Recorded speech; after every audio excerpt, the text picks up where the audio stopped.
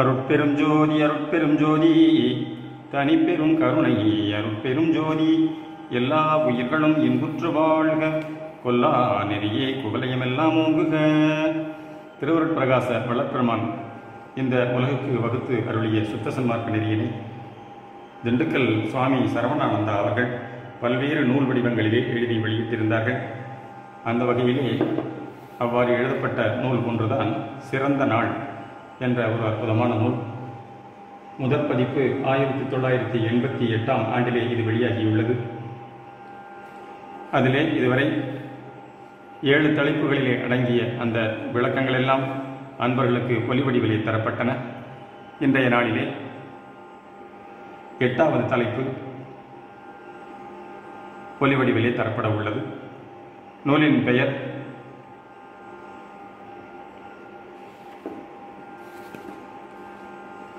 சிறந்த நாள். ஆசிரியர் சுவாமி சரவணானந்தா அவர்கள், திண்டுக்கல். அத்தியாயம் எண் 8, சுத்த சன்மார்க்கம்.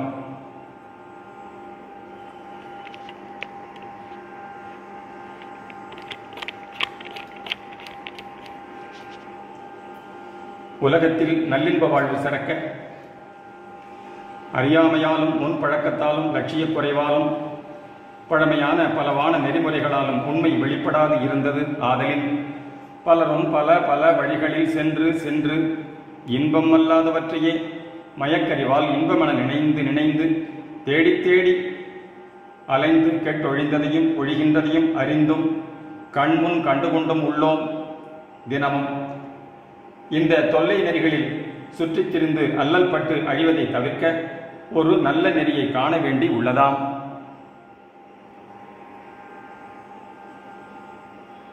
அந்நெறி பொதுவாக எல்லாருக்கும் உரிய ஒன்றாக இருக்க வேண்டுவது அவசியம். ஏனெனில் உலகில் உள்ள மக்கள் யாவரும் ஆறறிவு படைத்த ஓரினத்தவரே யாவர். ஆறறிவு படைத்த ஓரினத்தவரே யாவர். அவர்கள் இடத்தாலும் வெட்பதட்ப நிலையாலும் ஆகார அணி அலங்கார பழக்க வழக்கங்களாலும் புற தோற்றங்களாலும் தேகேந்திரிய கரணங்களின் பயிற்சி வசத்தாலும் குண செயல்களாலும் அறிவு ஆற்றல்களாலும் வாழ்க்கை முறைகளாலும் வேறு வேறு வண்ணமாய் அனந்த பேத இயல்பாய் தோன்றுகிறார்கள். இத்தோற்ற நிலைகளையெல்லாம் கடந்து உள்நோக்கும் போது யாவரும் ஆன்ம நிலையில் ஒரு தன்மையாய் ஓருரிமை சகோதரர்களாய் உள்ளனர் என்று உண்மையாகவே அறிந்து கொள்ள முடிகின்றது. ஆதலின் இந்த ஆன்ம நிலையினின்றே மக்களினம் ஓரினம் ஒருகுலம் என்று தெளிவுறல் வேண்டியுள்ளதாம். இவ்வுண்மையை அறிந்து கொள்ளாதவர்களும் ஏகதேசம் அறிந்திருந்தும் தின வாழ்வில் கடைபிடித்தொழுகாது போனவர்களும் புறத்திருந்து தங்கள் விருப்பப்படியும் கருத்துப்படியும் சென்று சென்று கழிந்து போயினர். அப்படிப்பட்டவர்களின் ஆன்ம கடவுள் ஒளி மலர பெறாதவர்களின் மனத்து எழுந்த வாழ்க்கை முறை கருத்துக்களின் தொகுப்புகளே சமய மதங்களாய் தோன்றி விளங்குகின்றன என இன்று திருவருளால் உணர்த்தப்படுகின்றோம். அவற்றில் ஏகதேசம் ஆன்மாவை பற்றியும் தெய்வ கற்பனா தத்துவம் பற்றியும் காண கிடைத்தாலும் அகிலமாம் சகோதரத்துவ வாழ்க்கை முறைக்கு வழிகாண வகையில்லாது போய்விடுகின்றது. அவர்களது ஒவ்வொரு மார்க்கத்தாலும் புறக்கொள்கை அனுஷ்டானங்களாலும் விதிமுறைகளாலும் விரத வழிபாட்டு விழாக்களும் அதிகம் அணிபெற வலியுறுத்தப்படுகின்றனவாக காண்கின்றோம். அவை கொண்டு ஒழுகி சில நன்மை சிறுபயன் அடையக்கூடியதாய் உள்ளதாம், பெரும்பயன் ஒன்றும் பெறக்கூடாதாம். இப்படி கூறப்போயின் அவ்வச்சமய மத பற்றுடையோர் அல்லது அவைகளில் உண்மையில் பற்றில்லாதும் பழக்கவசத்தால் பின்பற்றி செல்லுகின்றவர்கள் தங்கள் மதம் அழிந்து போகுமே, பெருங்குற்றமாகுமே, முன்னோர் வழிக்கு மாறுபாடாகுமே, தெய்வப்பழி நேருமே என்றெல்லாம் சொல்லி குறை கூறி வருந்துவார்கள், கோபிப்பார்கள், மறுத்து வாதிப்பார்கள். அப்படி செய்வது அவர்களின் இயல்பே. ஆனால் அவர்கள் உள்ளதை உள்ளவாறு அறிய முற்பட வேண்டும். உள்ள அமைதியோடு அருள் உள்ளத்தோடு ஊன்றி நோக்குதல் வேண்டும். அப்படி செய்தால் அத்திருவருள் உண்மையை காட்டிக் கொடுக்கும். அப்போது முன் நூல்களின் மெய்யும் பொய்யும் இவை இவை என பிரித்தறியக்கூடும். உண்மையை கைப்பற்றி கொண்டு உயரவும் கூடும். பழமையிலுள்ள உண்மையை பற்றிடலாம்.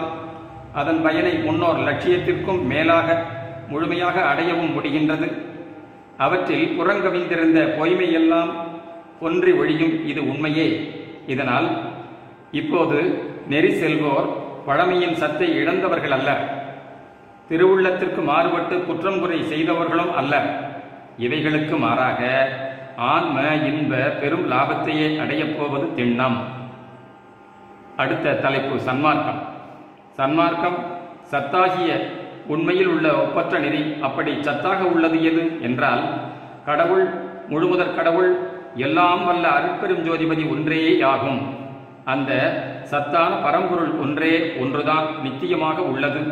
தன் தயா பெருஞ்சோதியோடு என்றென்றும் விளங்கிக் கொண்டே உள்ளதுமாம்.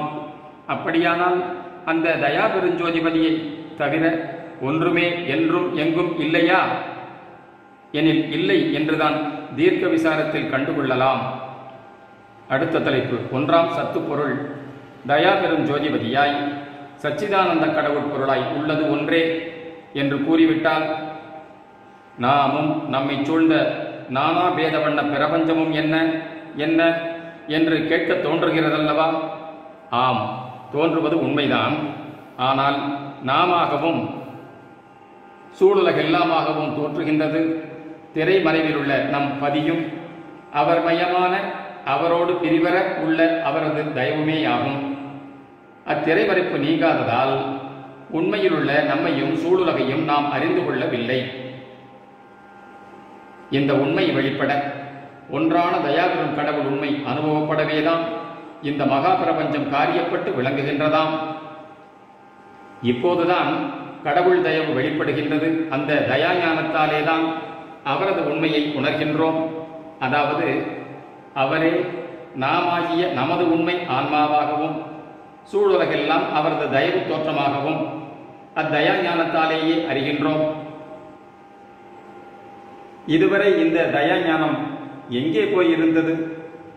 ஏன் வெளிப்படாமல் இருந்தது? எங்கேயும் இந்த தயா ஞானம் போயிருக்கவில்லை. ஆன்மாவோடு ஆன்மாவாய் அகத்தில் மறைந்து கிடந்ததுவே. ஏன் வெளிப்படாமல் இருந்தது என்றால் பக்குவமின்மையே என்க. இப்பக்குவம் உண்டாவதற்குத்தான் இவ்வளவு நீண்ட காலம் ஆகியுள்ளதாம். அதாவது இத்தயா ஞானம் மனோபகுத்தறிவின் அந்தத்தில் தீண்டியும் தீண்டாத அகவெளியில் இருப்பதால் அப்பகுத்தறிவு பூரணம் பெறாதவரை இது திருவருளால் உணர்த்தப்படாது இருந்தது இதுகாரும். மேலும் இப்பகுத்தறிவின் பூர்ண வளர்ச்சிக்கு எத்தனையோ மனித பிறப்பு தேகத்தில் வாழ்ந்து வாழ்ந்து இந்நிலைக்கு வரவேண்டி இருந்தது. அதற்கும் முந்தியோவெனில் ஐயறிவு நிறைவின் பொருட்டு விலங்கின பிறவி பலவும், நான்கறிவு நிறைவுக்காக பறவை, பாம்பு முதலிய பிராணிகளின் பிறவி பலவும், மூன்றறிவு முதிர்வுக்காக எறும்பாதி ஜீவதேகம் பலவும், ஈரறிவு நிறைவாக்க சங்காதிய வடிவு பலவும், ஓரறிவு உள் நிறைய தாவர யோனி பிறவி பலவும் எடுத்தெடுத்து விடுத்து விடுத்து கீழிருந்து மேலே மேலே ஏறிக்கொண்டே வந்துதாம் இன்று இப்பிறப்பில் நமது ஆன்மப்பதியை கண்டு கொள்ள திருவருள் பாலிக்க பெற்றுள்ளோம். அதனால்தான் அந்த தயாபெரும் ஜோதிபதியின் உண்மையை நாமும் சூழுலகமாக அறிகின்றோம். அகத்தே இந்த தயா ஞான பூர்ண விளைவு கொள்ள இத்தத்துவ நிறைவாகிய தேகம் புறஞ்சூழ்ந்து விளங்க இதற்கு முன்னும் அறிவு வளர்ச்சி கொப்ப ஒவ்வொரு வர்க்க தேகமும் தோன்றி தோன்றி வளர இவ்வுலகில் இவ்வளவு தோற்றமும் வெளிப்பட்டு உள்ளனவாக காண்கின்றோம். நம் பதியின் அளவடங்கா எண்ணடங்கா இயல் உண்மையை உணர்த்தவே அளப்பரும் பெரும் பிரபஞ்சத்தையும் எண்ணிறந்த கோடி ஆன்மாக்களையும் தன்மயமாக இந்த தயாஞானத்தாலே காட்டிக் கொடுத்துள்ளார் இந்நாள். பலவாகிய ஆன்மா நாம் என்ற உணர்வு ஆன்ம தற்போதம் இது உள்ளவரை ஒன்றாகிய கடவுள் நிலை விளங்குவதில்லை. நாம் ஆன்மாவென்பது உண்மைதான். ஆனால் ஆன்மாவும் கடவுள் என்பதும் அது ஒன்றே என்பதும் அவ்வொன்றே எல்லாம் தானாய் உள்ளதென்பதும் தற்போதம் கடந்த நிலையில் அருள் அனுபவத்தில் விளங்குகின்றதாம். ஆகவே இந்த அருள் அறிவு விளக்கம் செய்து கொண்டும் தயா ஞான அனுபவம் வழங்கிக் கொண்டும் நம்மில் நாமாய் உள்ளவர் நம் பதி ஒருவரே உண்மையில் இருக்கின்றவர் என்றும் அப்பதி தயவுதானே சூழ்ந்த யாவுமாய் தோற்றியுள்ளன என்றும் அறிந்து கொள்ளுகின்றோம். அடுத்த தலைப்பு 1ஆம் பதிக்கு 1ஆம் நெறி. மேற்கண்டாங்கு கடவுள் ஒருவரே உண்மையென்றும் அவரே நம்மோடு நிரந்தர கலந்து நாமாய் உள்ளார் என்றும் அவர் தயாமயமாகவே நிறைந்துள்ளார் என்றும் தெளிந்து கொண்டுள்ளோம். அருள் அறிவாலே தயா ஞானத்தாலே சத்விசாரம் தந்தது இவ்வுண்மை. இது கொண்டுதான் நாம் அது என்று தெளிந்து கொண்டுள்ளோம்.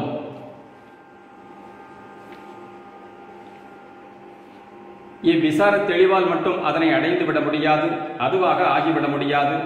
அதனை அடைய அதுவே நாமாகி வாழ விசாரத்தால் அதனை பற்றி கொண்டு உணர்வால் அதுவாகி மறவாது நின்று அவனிருந்து தயாஜோதியை நினைவில் உயிர் உருவில் உடற்செயலில் அனகப்படுத்தி கொண்டிருத்தல் ஒன்றே அதுவாகும் வழியாம். இந்த ஒரு வழிதான் பெருநெறி சுத்த சன்மார்க்கம். இந்த சுத்த தயா நெறியால் அல்லாது பெரிது எந்த வழியாலும் நம் தயா பெருஞ்சோதிபதியை சார்ந்து தயானந்த வாழ்வில் விளங்குவது சாத்தியமில்லை. அடுத்த தலைப்பு பிறநெறிகளின் குறைவு. சுத்த தயா நெறி ஒன்றாலே நம் பதியை அடைதல் கூடுமென்று அறிந்து கொண்ட நாம் இதுவரை பிற மார்க்கங்களில் வைத்துக் கொண்டுள்ள நம்பிக்கையும் பற்றும் அற ஒழித்து சந்தேக விபரீதம் உண்டாகாது தெளிவோடு சுத்த நெறியில் ஓங்குதற் பொருட்டு மற்ற உலகியல் நெறிகளை பற்றியும் தெரிந்து மேற்சென்பது நன்றாம். அடுத்த தலைப்பு சுத்த சிவ சன்மார்க்கம். நம் தயா பெருஞ்சோதிபதியை சுத்த தயா நெறியினால் மட்டும் அறிந்து அடைதல் கூடும் என்று தெரிந்து கொண்டுள்ளோம். இது மதம் சமயம் என்ற நிலை கடந்த அவற்றின் சார்பற்ற உலகியல் எல்லோருக்கும் பொது உரிமையாக கொள்ளப்படும் பெருநெறியை ராஜபாட்டையை திறந்துள்ளதாகும். ஆதலின் இம்மார்க்கத்தில் யாவரும் உரிமையோடு ஒற்றுமையோடு அன்பறிவோடு ஆனந்தமாக சென்று ஆனந்தமாகவே வாழலாம். எல்லோரும் இன்று கண்டுள்ள இந்த சுத்த தயவு உதயமாகாத முன்பு அருணன் கால் வீசிக்கொண்டிருந்த சமயம் நம் அருட்பிரகாசம், அதாவது திருவருட்பிரகாச வள்ளல் செவ்வொளியை அருட்பெரும் சிவமாக கண்டு போதியது. அதனால் சுத்த தயவுதானே தூய அன்பென்னும் சுத்த சிவமாக சூழ்ந்து கொண்டார். ஆதலின் நமது தயாபெருஞ்சோதிபதியே அருட்பெருஞ்சோதி ஆண்டவராக கொண்டு சுத்த சிவமாக புனைந்துரைக்கப்பட்டதாம். ஆதலின் அச்சுத்த சிவபதியை அடைய சுத்த சிவ சன்மார்க்கம்தான் பொருந்தும் என அறிவிக்கப்பட்டது. இந்நெறியில் குற்றம் ஒன்றும் இல்லை. உண்மையில் அதுவே இது எனினும் சிவம் என்ற செம்பொருட் கற்பனை சொல்லில் ஆன்றோர் தெய்வ சக்தியின் விசேட நிறைவை கண்டிருந்தும் இன்று அதில் சிலர்க்கே உரிமை போல் காட்டும் சைவ சமய சார்பு நிழலிடுகின்றது. ஆதலின் சுத்த சிவ சன்மார்க்கம் என்று நம் நெறியை கூறினால் சுத்த சன்மார்க்க பொது நெறியாக உலகம் ஏற்க முடியாது போம். சிவம் என்பது அன்பு என்றும் அது சச்சிதானந்தம் என்றும் அறிவுடையோர் ஏற்று போற்றிக் கொண்டாலும் அந்த அன்பு அல்லது சச்சிதானந்தமே சிவமாக கற்பிக்கப்பட்டு கடவுளை சுட்டுவது என்று கூறும்போது கடவுளை எல்லோரும் அன்பாக சச்சிதானந்தமாக தயவாக ஏற்பது எளிதாகும். சிவம் என்பதை ஏற்க தயங்கலாம். இனி கடவுளை சுத்த தயவாக சுட்ட வந்தது ஏன்? தயவென்பது ஒரு குணத்தை சுட்டுவது அன்றோ? குணரகிதனாகவும் நிற்குண பிரம்மமாகவும் உள்ள கடவுளை இப்படி குணப்பெயரால் சுட்டுதல் எப்படி பொருந்தும் என்று கேட்கப்படலாம். அருள் நிலையிலிருந்து ஆய்ந்தால் எல்லா உண்மையும் உள்ளங்கை நெல்லிக்கனி போல் விளங்கும். எல்லாம் ஆனவர் என்றும் எல்லாம் வல்லவர் என்றும் சர்வ ஜீவ தயாபரர் என்றும் அருட்பெரும் ஜோதி தனிப்பெரும் கருணையர் என்றும் போற்றப்படும் நம் பதி தாமே இன்று தம்மை வெளிப்படுத்திக் கொண்டுள்ளார். பண்டாய தமது இயல் உண்மையும் செயல் தன்மையும் செயல் நன்மையும் அயல் இன்மையும் காட்ட தயவு செய்து எழுந்தருளியுள்ளார். எங்கே?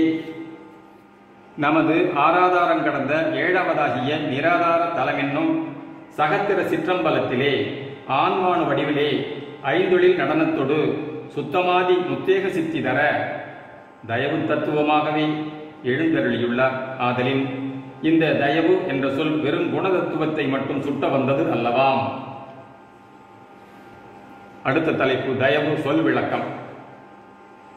இச்சொல்லில் உள்ள எழுத்துக்கள் 3. அவை த, ய, உ, ஆம். இதில் த என்ற எழுத்து நம் தமிழ் நெடுங்கணக்கில் 7வது உயிர்மை வரிசையில் நிற்பது. இத்தகரமையே கடவுள் வடிவம் என்பது. சிவ கற்பனையில் அவருக்கு தகராகாசமே வடிவம் என்றும், தசகாரியத்தில் 7ஆம் நிலையில் வெளிப்படுவது சிவரூபம் என்றும், மேலும் இத்தகர எழுத்திற்கு எண் குறிப்பு த 1000 என இடப்படுவதால் நமது நிராதார 7ஆம் நிலை 1000 இதழ் கமல பீடம் என கூறப்படுகின்றது. ஆதலின் இத்தகர தாமரை தளியில், அதாவது கோயிலில் 7வது ஞான பூமியில் தகரமையே தன் வடிவமாக, அதில் கலந்த அகர உயிரை தன் சக்தியாக கொண்டு திகழும் உண்மையை தெரிவித்து நிற்பதாம். ஆகவே இந்த த என்ற எழுத்து நம் தலைநடுத்தலத்தே திகழும், நம் தலைநடு தலத்தே திகழும் உண்மை கடவுள் வண்ணமாக கொள்ள வேண்டும். அதற்கு மேல் ய என்ற எழுத்து நமது ஆன்மாவை குறிப்பதாக கொள்ளுவர். இந்த ஆன்மாவில் அகரமாகிய கடவுள் சக்தியும் யகர மெய்யுருவம் கொண்ட நிலை காணப்படுகின்றது. அன்றியும் இவ் யகரம் 11வது நிலையில் வந்துள்ளது. தன் அகத்தே பதி, அதாவது கடவுள் ஒன்றி, அதாவது கூடி கலந்து உள்ளதையும் குறிப்பதாம். அன்றியும் இந்த எழுத்து வடிவாய் 10 என்ற எண் தமிழில் வழங்குகின்றது. இது அகர உகரமாகிய 8ம் 2ம் கூடி உண்டானதாக கூறப்படும். இதில் 8 சூரியனாகிய பிங்கள என்றும் 2 சந்திரனாகிய இடகலை என்றும் இவ்விரண்டின் கலப்பால் உற்ற 10 சுழிமுனை என்றும் இவற்றிற்கு இருகண்ணும் நடுக்கண்ணிடம் இருக்கை என்பர். அன்றியும் 8ம் 2ம் இலிங்கமாக கொண்டு அதில் லயமாக 8ஆகிய அகரபதியோடு 2ஆகிய நம் உயிருணர்வை சேர்த்து எண்ணினால் யகரமாகிய ஆன்மநிலை எய்தலாம் என்பது கருத்து. இந்த யகரமாகிய ஆன்ம அணு தகராகாசபதியிலே உச்சிக்கும் கீழே உன்னாவுக்கும் மேலே ஒளிர்கின்றதை தயாநிலையாக கொள்கின்றோம்.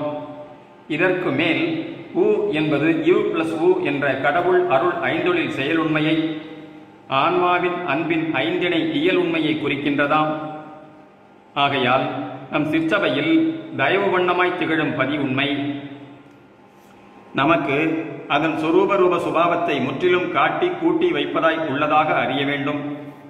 சத்விசாரத்தால் தயவு உண்மை அறிந்து அவ் அகநிலையுற்று அனக வாழ்வு வாழ வாழ ஜீவதயவு கடவுள் தயவாக பெருகி பெருகி நிரம்பி அசுத்த அனித்திய துக்க தேகத்தை சுத்த நித்திய இன்புருவாக ஆக்கி கொடுக்க உள்ளது இந்த தயவுப்பதிதான்.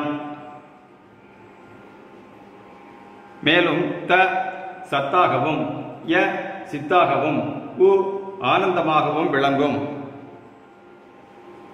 அன்றியும் இத்தகரமே தமனிய பொன்னுருவாகிய சுத்த தேகத்தையும்,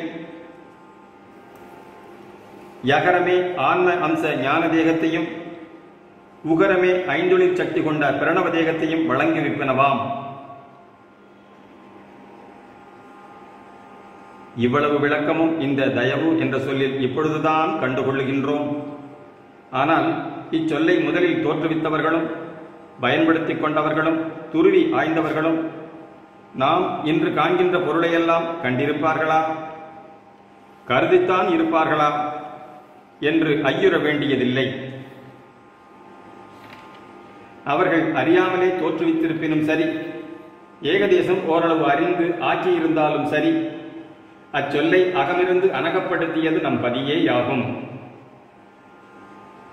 நம் பதியே தம் உண்மையெல்லாம் அச்சொல்லில் அனாதியிலேயே மறைத்து வைத்து முன்னோர் வாயிலாக அவர்கள் உணராவண்ணமே வெளிப்படுத்தி இருக்கின்றார், வெளிப்படுத்தி வழங்குவித்திருக்கின்றார். தயாமூல பண்டாரத்தை, இதுகாரும் உலகம் காணாதிருந்த தயவு பெருஞ்செல்வத்தை இன்றையே கண்டுகொண்டோம். அந்த தயவாலே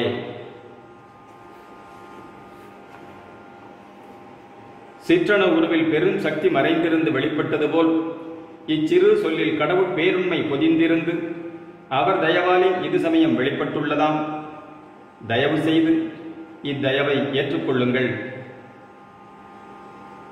சிவசன்மார்க்கத்திற்கு புறமான மார்க்கங்கள் ஒன்றே சிவம், அதையொன்றும் சன்மார்க்கமும் ஒன்றே என்றீரிங்கு வாரீர், நன்றே நின்றீரிங்கு வாரீர். ஒன்றே சீவம் அதை ஒன்றும் சன்மார்க்கமும் ஒன்றே என்றிங்கு வாரீர் நன்றே நின்றீதிங்கு வாரீர் என்ற வள்ளல் வாசகத்தால் திருவருட்பம். கடவுள் ஒருவரே உண்மையில் உள்ளவர் என்றும் அக்கடவுளை அடைவதற்கு அவர்தம் சுத்த தயவு அல்லது அருள் ஒன்றே நெறி என்றும் குறிக்கப்படுகின்றதாம். இது அக உண்மை கொண்டு ஓங்கும் அனக நெறியாகும். இதனால் மட்டுமே பதி அனுபவத்தோடு விதியை வென்றவர்களாகி பேரின்ப வடிவில் என்றென்றும் பிறங்கலாம். இந்நெறி அறிந்து கொள்ளார்க்கு பிற எந்நெறியாலும் பேரின்ப சித்தி பெருவாழ்வு பெற்று இவ்வுலகில் நிலவுதல் கூடாதாம்.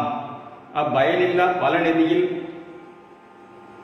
பழக வேண்டியதில்லையாயினும் அவற்றின் சிறுமையும் வெறுமையும் அறிவதால் அவற்றை விளக்கவும் நம் அனக நெறியை உறுதியாக பற்றி கொண்டு வாழவும் துணையாயிருக்கும். ஆதலால் இவையும் இங்கு விரிக்க நேருகின்றன. வேதாகம கலைகளில், யோக ஞான சாத்திரங்களில், சமய மத ஆசார நூல்களில் எத்தனையோ வகை வகையான கடவுட்கொள்கைகளும் தத்துவங்களும் வழிபாட்டு அனுஷ்டான முறைகளும் வகுத்து வழங்கப்பட்டுள்ளன. குழந்தை விளையாட்டு முதல் கோயில் வழிபாடு வரையும் புறநிலை செயல்களாகவே நிகழ்கின்றன. ஒருவரை பார்த்து ஒருவர் பின்பற்றுவதும், சிறு விஷய சுகமே லட்சியமாக கொள்வதும், அதற்கு தக பலவிதமான முயற்சிகள் செய்வதும், பெற்றால் கழித்து ஆடுவதும், பெறாவிட்டால் மருகி கிடப்பதும் மாந்தர் தொழிலாயுள்ளது இன்று இவ்வுலகில். அடுத்த தலைப்பு ஞான மார்க்கம். இந்த ஞான மார்க்கம் சுத்ததயா மார்க்கம் அல்ல, ஏனைய ஞான மார்க்கங்களேயாம். இவற்றில் முக்கியமானவை இரண்டு, சித்தர் மார்க்கம், ரிஷி மார்க்கம் ஆகிய இரண்டில் முதலாவது சிறப்புடையது.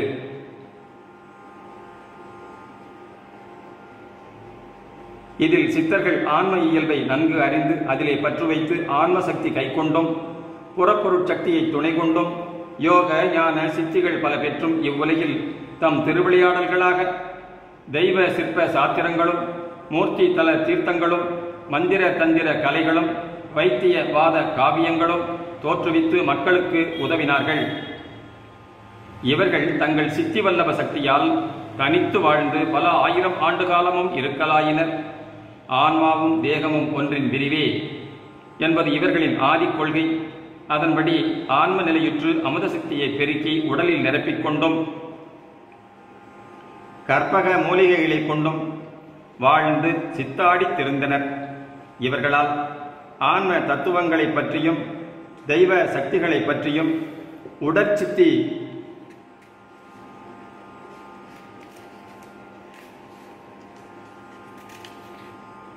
உடற்சித்தி மார்க்கங்களை குறித்தும் கடவுள் உண்மையை குறித்தும் ஓரளவு தெரிந்து கொள்ளுகின்றோம். தயாபெருஞ்சோதி கடவுளை அன்று அவர்கள் காணாததினால் அதனை அறிந்து அடைய முற்படவில்லை. அதன் ஏகதேச சக்திகளை கொண்டே அற்புத சித்திகள் பலவும் ஆடினார்கள் என்றால் அருட்பெரும் கடவுள் சித்தி வல்லவம் யாதோ? ஆன்ம தற்போதத்தோடேயே அதன் ஆற்றல் கொண்டு உலகியலை ஆட்டி வைக்க முயன்றதால் ஆணவத்தன்மை முற்றிலும் கெடவில்லை. கடவுட்சக்தியை நிறைய கொண்டுள்ளவன் தான் என்ற முனைப்போடு தவ முயற்சியால் அவ் அற்புத சித்திகளை பெற்று திகழ்ந்திருந்தான். அந்த சித்திகளும் வாழ்வும் நெடுங்காலத்தில் அல்லது சீக்கிரத்திலேயே மங்கி மறைந்து ஒழிகின்றன. ஆதலின் இது சுத்த சன்மார்க்கத்திற்கு எந்த விதத்திலும் ஒப்பாகாது. மேலும் அவர்கள் சிற்ப பெருங்கோயில்களில் மந்திர சகித எந்திரங்களை வைத்து அவற்றின் மேல் மூர்த்தி விக்கிரகங்களை நிலைநிறுத்தி தாம் பெற்றிருந்த ஆன்ம கடவுட் சக்தியை பிரயோகித்து வைத்து விழா வழிபாட்டு முறைகளால் இஷ்டகாமியார்த்த சித்திகளும் உலகியற் சுகபோக வாழ்வுகளும் ஓரளவு பெற்றுக்கொள்ள உதவினார்கள். இவைகள் யாவும் நமது முடிந்த குறிக்கோள் அல்லவாம். இவைகளுக்கு அதீதமாயும் அருட்பூரணமாயும் விளங்கும் கடவுட் பெரும் சித்தி பெற்று கழியாயும்பில் ஒளிர்வதே நமது லட்சியமும் திருவருள் ஆணையமாக உள்ளதென அறிந்து கொள்ளுகின்றோம். இத்தருணம் இச்சித்த மார்க்க சித்திகள் ஞானத்தை மிக வளர்த்தது. அறிதற்கரியன பல அறிந்தோம். ஆன்ம தத்துவத்தையும் கடவுள் இயல் உண்மையையும் எவ்வளவோ தெரிந்து கொண்டோம். நம் மொழியாகிய தமிழிலேயே கடவுள் உண்மையை அதனை சாரும் வழியை உருவாக்கிவிட்டார்கள். அதனால் தமிழின் ஒலிவடிவு வரிவடிவு ஆன எழுத்துக்கள் முதல் சொல் பொருள் அணியாப்புடைய செய்யுள் திணை பயில் வாழ்க்கை முறை எல்லாமே பதி இயலோடு பயின்று வர அமைத்து அளித்துள்ளனர் அந்த ஞான சித்தர்கள். அவர்களுக்கு கடவுளே இலக்கியம். அக்கடவுளை விளக்க வந்த உபாய சொற்பிரபஞ்ச குறிப்புகளே இலக்கணம். அதனால் கடவுளை கண்டடைய தமிழ் ஆய்வு ஒன்றே கூட போதுமானதாம். காண்பரிய மெய்ப்பொருளை காண தமிழ் மொழியே மாண்புடையார் வாய் மலர்ந்த வாக்கு. தயவு குறள். பிறர் கண்ட மொழிகள் எதிலும் இச்சிறப்பு அமைப்புகள் இல்லை. ஆரியம், அரேபியம், எபிரேயம், கிரேக்கம் ஆகிய மொழிகளில் அவற்றின் எழுத்துக்களில் சொற்பொருள்களில் ஏகதேச ஜீவதேக கரண விளக்க அமைப்புகள் உள்ளனவேயன்றி ஆன்ம கடவுள் தத்துவம் ஒன்றும் பொதியப்பட்டிருக்கவில்லை. ஆதலின் அம்மொழி துணையால் மட்டும் மெய்ப்பொருள் அனுபவம் பெற்றுக்கொள்ளக் கூடாதாம். அடுத்த தலைப்பு ரிஷிகளின் மார்க்கம். தென் தமிழ் சித்தர்கள் ஆன்ம கடவுள் ஆதாரத்தை முதலாக கொண்டு அறம், பொருள், இன்பம், வீடு என்னும் திருநான்மறை முறையை வழங்கியிருக்கின்றனர். வடவாரிய ரிஷி முனிவர்கள் வேத விதி முறைகளை புலனறி விரிந்த புறவாழ்வு சிறக்க ஆக்கி தந்துள்ளார்கள். அதற்கு தகவே அவர்தம் மொழியும் அமைக்கப் பெற்றுள்ளதாம். தேகேந்திரிய கரணங்களை செம்மைப்படுத்திக் கொண்டு ஆன்மாவை பற்ற வேண்டுமென்பதும் பின்னர் ஆன்மாவே தான் என்றும் சூழ் உயிர் உடம்பு தாம் அல்லவென்றும் தெளிந்து அகத்தே ஒன்றி புறத்தை விடலே லட்சியம் என்றும் கொண்டு உரைத்தனர். இதற்காகவே கிரியா மார்க்கத்தையும் யோக சாதனா நெறிகளையும் வேதாந்தங்களையும் பஸ்மம், திராவகம், லவண பாஷனாதிகள் வழங்கும் ஆயுர்வேதம், மந்திர தந்திர சாத்திரங்களையும் பக்தி மார்க்கத்தையே வலியுறுத்திடும் ஆலய புற வழிபாட்டு முறைகளையும் மனிதனின் பிறப்பு நிலைக்கு முன் தொடங்கி இறந்து 3 தலைமுறைக்கும் செய்ய வேண்டிய சடங்கு முறைகளையும் வெற்று நம்பிக்கையின் பேரில் பலவாகிய கொள்கை முறைகளையும் அவர்கள் வகுத்து தந்துள்ளார்கள். இவர்கள் நம் தென்னாடு போந்து பாலும் நீரும் கலந்தது போலவே தம்மையே வெளியில் காட்டிக் கொள்ள முனைந்தார்கள். ஆதலின் ஆலய வழிபாட்டில் ஆன்ம கடவுளை கண்டடைய வேண்டியது போக அது ஞான விசாரத்திற்கு உதவாத வெற்று பக்தி நிறை சடங்காசார கொள்கை வழிபாடாகிவிட்டதாம். இதற்கு தகவே 64 கலைகளையும் வனைந்து புனைந்து விட்டுள்ளனர். அவர்களின் முறைப்படி சென்று வந்தனை வழிபாடுகளை செய்தால், தவநிஷ்டைகள் புரிந்தால் அதாவது தேக சக்தி, போக சக்தி, யோக சக்திகளை பெருக்கிக் கொண்டு இகத்தில் சுகத்தை பெற்று வாழலாம். ஓரளவு வாழ்ந்து பிரம்மச்சரியம், கிருகஸ்தம், வானப்பிரஸ்தம், சந்நியாசம் ஆகிய படிகளில் சென்று ஏறி ஆன்ம பாவனையில் ஜீவன் முக்தராயிருந்து முடிவில் தேகம் கழன்று விதேக முக்தியுறுவதே அன்னோர் லட்சியமாகும். ஆன்மாவையும் சூடுடம்பையும் தனித்தனி பொருளென கொண்டதினால் நித்தியமாகிய ஆன்மாவை அடைய அனித்தியமாகிய உடலை துறக்க முற்பட்டார்கள். ஆன்ம பாவனையில் இருந்து கொண்டு அதுவே தான், அதுவே கடவுள் என்று வாய்ப்பறையார்த்தனர். இக்கருத்தே உண்மை வேதாந்த மகா வாக்கியம் என்று அயம் ஆத்மா பிரம்மம், அகம் பிரம்மாஸ்மி, பிரம்மஞானம் பிரஜானம் பிரம்மம், தத்துவமசி என முழங்கினர். இந்த அறிவும் அனுபவமும் இத்தேகம் இருக்கும் வரைதான் இருந்து தேக அந்தத்தில் போய்விடுவதால் அப்படிப்பட்டவர்கள் கடவுள் நிலை உற்றதாகவும் உற்று வாழ்வதாகவும் கொள்ள முடியாது. அக்கடவுள் அனுபவத்தோடு அழியாது வாழ வேண்டுமானால் இத்தேகம் ஒழியக்கூடாது, இறப்பு நேரக்கூடாது. இப்பிறப்பு தேகமே இறைச்சக்தியாலே நித்தியத்துவம் கொண்டு நிலவ வேண்டும். இப்படி இரவாமை நல்குவது சுத்த சன்மார்க்கம் ஒன்றே. இந்த ஞான மார்க்கம் சிறவாது அழிகின்றதாம். அடுத்த தலைப்பு புறமத மார்க்கங்கள். சித்தர் மார்க்கமும் ரிஷி மார்க்கமும் எவ்வளவோ நலமீந்து மக்களினத்தை வாழ்விக்கக்கூடியதாயிருந்தும் கடவுள் அனுபவம் கைவரப்பெற்ற அத்தோடு கெடாது விளங்க வைக்கக்கூடாது போயினவால் அவைகளும் சிறுமைப்பட்டு ஒழிகின்றன. எனின் இவ்வளவு நலங்கூட பயக்காத இதர மார்க்கங்களை எப்படி விரும்பிக் கொள்ளக்கூடும்? கூடாதே. அந்த பிற மார்க்கங்கள் எல்லாம் ஓரளவு உலகியலினருக்கு பல நன்மைகளை வழங்கலாம். ஆனால் யாவரும் ஒத்து வாழ்ந்து கடவுள் உண்மையை கண்டு அடைந்து பெருநலம் காணக்கூடியாதபடியால் அவற்றை எல்லோரும் சம்மதமாக கொள்ள முடியாது. ஆதலின் சுத்த சன்மார்க்கத்தை ஏற்று அக உரிமையோடு ஒத்து வாழ்தலே சாலும். இதற்காக புறத்தே புரட்சிகளும் மாற்றங்களும் பெயர்ச்சிகளும் செய்ய வேண்டியதில்லை. ஒவ்வொருவரும் அகமடர்ந்து பற்றி அனக வாழ்வு மேற்கொண்டால் போதும். புறநிலைகளின் வாழ்வின் குறைகள் யாவும் மறைந்துவிடும். ஒவ்வொருவரும் தம் மதத்தின் பூர்ண லட்சியத்தை அடைந்து அந்தந்த லட்சியங்களுக்கும் மேலான ஒரு தனி நிலையுற்று வாழலாம் என்பது அருளுடையார் காணும் உண்மை. அடுத்த தலைப்பு சம்மதம்.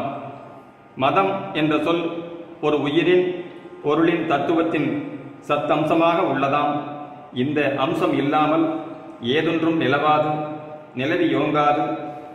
இம்மதமாகிய தாது மதி அமுத சக்தியால் உற்பத்தியாகின்றது. ஆதலின் மதி அமுத சக்தியே மதம் எனப்படுவதாக அறிய வேண்டும். மனிதனில் இம்மதி மத சக்தி பருவ காலத்தை திரளுகின்றது. இதனால் வாழ்வு விருத்தி அடைகின்றது. தேக காரண சத்தாகிய மதம் தேக படைப்புக்கு காரணமாகின்றது. ஆன்ம நிலையில் அதன் சத்தாம்சமே அவ்வான்ம ஞானம் வழங்கும் மதமாக உள்ளதாம். இந்த ஞான மார்க்கம் அவசியம் ஒவ்வொருவருக்கும் இருந்தால்தான் இப்பிறப்பின் குறிக்கோளை எய்திட முடியும். உண்மையாகிய இந்த ஆன்ம ஞான மார்க்கமான மதமே யாவருக்கும் உரியதாயுள்ளது. இதுவே யாவருக்கும் சம்மதமாக அறிந்து சம்மதித்து கொள்ள வேண்டும். இம்மதம் இல்லையாயின் உண்மை மனித வாழ்வே இல்லையாகும். மதமில்லாத வாழ்வு வாழ்வாகாது. உண்மை அறிந்து கொண்டால்தான் இந்த சம்மத வாழ்வு தழைக்கும். இது அறியப்படாதவரை எம் மதத்தை பின்பற்றி நடந்தாலும் எந்த ஒரு மதத்தையும் பற்றாது வாழ்ந்தாலும் நன்மையில்லை. அல்லது எம்மதமும் சம்மதம் என்று சொல்லிக்கொண்டு புறநிலையில் ஒத்து வாழ்ந்தாலும் பெரும் பயனொன்றும் உண்டாகாது. இவர்களுடைய சம்மத வாழ்வு பொருளுடையதல்ல. ஏனெனில் எம்மத கொள்கைகளை பற்றி சென்றாலும் முடிவில் ஒரே கடவுளைத்தான் அடைவார்கள் என்றும் அந்த ஒரு கடவுளைத்தானே ஒவ்வொரு மதத்தினரும் ஒவ்வொரு பெயரிட்டு அழைக்கின்றனர் என்றும் கூறுவார்கள். இக்கூற்று எவ்வளவு தூரம் உண்மை என்பது சுத்தநிலை பெற்றால்தான் விளங்கும். இதுகாரும் மேற்கொள்ளப்பட்ட உலக மதங்கள் ஒன்றான ஆன்ம கடவுள் உண்மையை கண்டதில்லை. கண்டிருந்தால் சமரசம் வந்திருக்கும், வித்தியாசங்கள் யாவும் ஒழிந்திருக்கும். அப்படி இல்லை. ஆதலின் அவைகளில் ஏகநாயகன் உண்மை காண்டற்கு இல்லையாம். அப்படி இருக்க சைவம், வைணவம், கிறிஸ்துவம், மகமதியம் ஆகியவற்றில் கற்பிக்கப்பட்டுள்ள சிவம், விஷ்ணு, இயேசு, அல்லாஹ் எல்லாம் ஒன்று என்றும் கொள்ளுவதும் அவற்றால் அடையப்பெறும் முடிவும் ஒன்றே என்று கொள்ளுவதும் பொருந்துமோ? பொருந்தாது. பல நதிகளும் ஒரு கடலில் போய் சங்கமிப்பது போலும், பலவேறு வழியில் சென்றாலும் அவை கூடும் இடத்தில் உள்ள ஒரே ஊரையை அடைவது போன்றும், எந்த மார்க்கத்தில் சென்றாலும் ஒரே கடவுளை அடையக்கூடும் என்பது உலகியலார் கருத்து. ஆனால் அந்த ஒன்றான கடவுளோ எவராலும் அறியப்பட்டவர் அல்ல. அறியப்படாத போது அடையப்பட்டதுதான் ஏது? இல்லையாம். அப்படிப்பட்ட கடவுளை யாவரும் அறிந்த கடலோடு ஒப்பிடலாமா? கூடாதென்றோ. ஊரோடு ஊமிக்கலாமா? கூடாதென்றோ. கடவுள் ஆகிய கடல் உலக ஆறுகளால் அடையப்பெறாத அதிசூட்டு அருட்ஜோதி கடலாக கொள்ளலாம். இந்த மத ஆறுகள் யாவும் அக்கடலை நோக்கி சென்றாலும் வெகு தூரத்துக்கு இப்பாலேயே சுண்டியும் மண்ணிற் சுவரியும் மறைந்து போம். இவைகள் அக்கடலில் சென்று கலப்பதில்லையாம். இதுபோன்றே நம் அருட்பெரும் ஜோதிபதி ஆகிய ஊரும் பல வழிகள் கூடுமிடத்தில் இல்லையாம். எந்த வழியில் சென்றாலும் கிட்ட நெருங்க முடியாது. ஆதலின் இம்மதங்களை சம்மதமாக கொண்டு ஒழுகி இறைவனை அடைந்துவிட முடியாதென்று தெளிவுறல் வேண்டும். சுத்த சன்மார்க்கத்தில் எப்படி இறைவனை அடைய முடிகிறது என்பதை இந்நிலையினின்று ஓர்வாம். இதில் விளங்கும் நம் கடவுள் நம்மோடே நாமாகியே என்றும் உள்ளவர் என்ற சத்விசாரத்தினால் கண்டோம். சுத்த தயா அனுபவத்தால் அதனை அடைந்தவர்களாகி வாழ்கின்றோம். இதில் புறத்திருந்து சென்று அடைந்ததல்ல என்று அறியலாகும். ஆகையால் இப்பதியை அருட்பெரும் ஜோதி கடல் என கொள்ளலாம். இக்கடலிலிருந்து எழுந்த முகில் மழையாலே சுத்த சன்மார்க்கமாகிய ஆகாச கங்கை உலகுக்கு வந்துள்ளதாகும். உலக ஆறுகள் போல் இந்த கங்கை கடலில் சென்று கலப்பதென்று, மாறாக அக்கடலிலிருந்தே தோன்றி இடையராது ஓடிக்கொண்டு எவர்க்கும் வாழ்வளித்துக் கொண்டுள்ளதாம். இதுபோல நம் கடவுள் ஜோதிபதி வானிலுள்ள ஜோதி நாடாகிய சூரியனாக கொள்ளப்படும்.